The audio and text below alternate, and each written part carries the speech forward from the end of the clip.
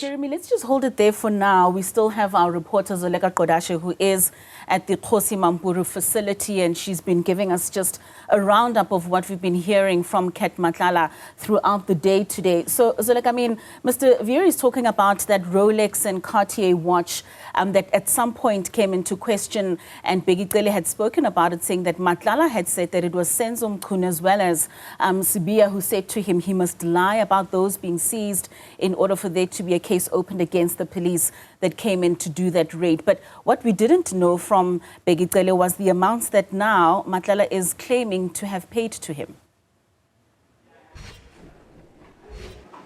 That's correct. In fact, Katleho, there was that admission from Begitele that he had used the Vusimuzi Cat Matlala's penthouse, but also said that he is no longer a member of parliament, he is no longer in the executive and cabinet, and therefore he no longer has to declare those specific benefits that he receives from people such as Vusimuzi Cat Matlala.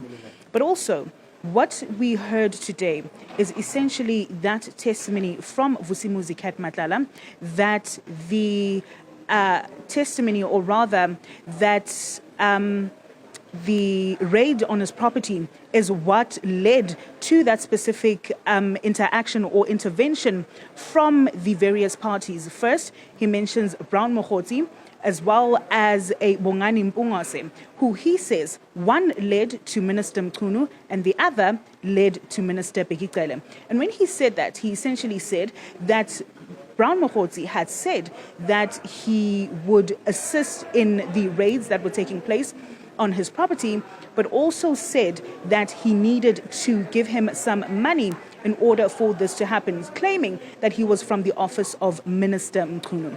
But then you have Bongani Mpungase as well, who they said called, or rather Vusimuzi Cat Matlala testified that he said that Begitele would be able to assist him if he flew down, and that is what led to that meeting in Beverly Hills in KwaZulu-Natal for that particular interaction and that assistance. And that is where he met Begitele. That was their first interaction. And when he met Begitele, he then showed him the interactions with Brown Mokhotsi. Brown Mokhotsi, and then Qele said that no, he should not block Brown Mokhotsi because it was Begitele that was assisting him to get rid of those particular raids on his property, and also assisting him in what he said was harassment in relation to the conduct of the police. So Begitele then said, allegedly said, that if he withdraws the cases against the SAPS, there were cases in which Vusimuzi Cat Matlala laid a complaint or urgent interdict in relation to that property on the premises of the SAPS that was still being leased by him but was not vacated by members of the SAPS. So he laid that complaint or urgent interdict before the High Court, but that was to be heard on the 24th of December 2024.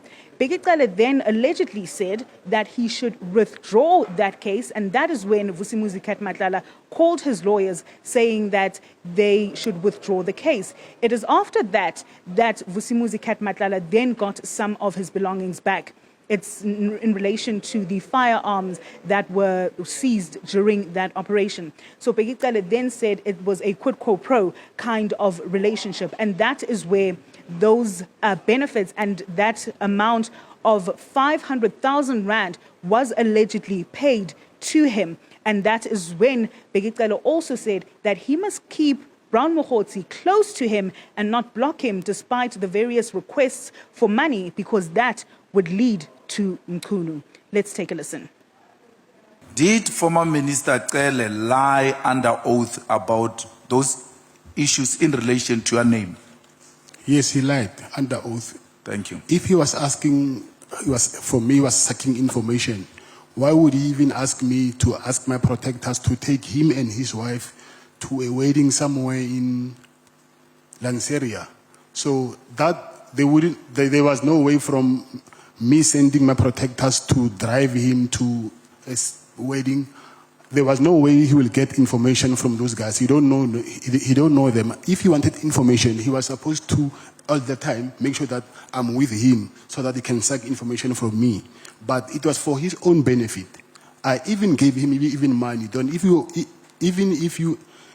you asking for, if you are here to suck information, that money declare it somewhere that okay, this guy gave me this money, and then.